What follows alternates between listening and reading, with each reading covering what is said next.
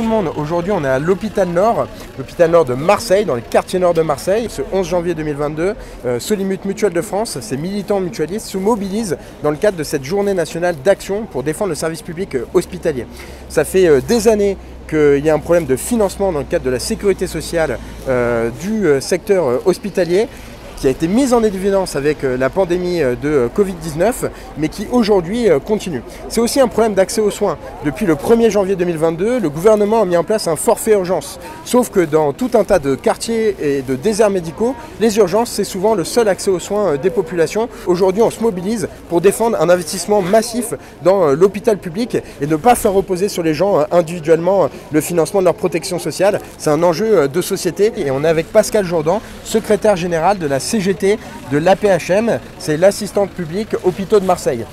Aujourd'hui c'est une journée de mobilisation parce que ça fait plus de 3 ans qu'on décrit nos conditions de travail déplorables par manque d'effectifs, qu'on décrit aussi la non-valorisation de nos métiers qui, je le rappelle, sont à prédominance féminine et que le gouvernement n'a absolument rien répondu, que ce soit en termes de revendication des agents hospitaliers ou que ce soit en termes d'arrêt des fermetures de lits. D'accord. Justement, on a entendu Emmanuel Macron dernièrement qui a dit qu'il emmerdait les non-vaccinés. Mais on a l'impression que depuis 5 ans, c'est plutôt l'hôpital public qui l'emmerde.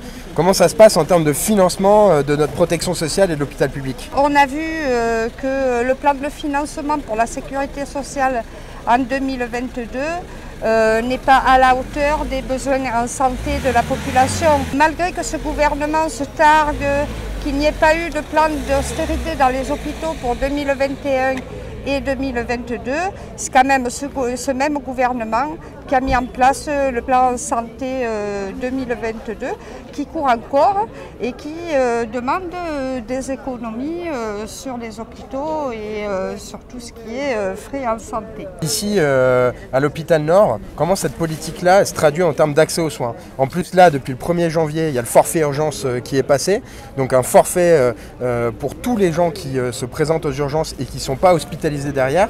On sait que dans les quartiers nord de Marseille, il y a souvent des déserts médicaux et donc un problème d'accès aux soins. Comment cette politique-là de réduction des coûts et de forfait urgence se traduit à l'hôpital Nord de Marseille? Ça se traduit comme de partout avec des pertes de services. Par exemple, en pédiatrie, il y a quelques années, on a perdu le service de réanimation infantile.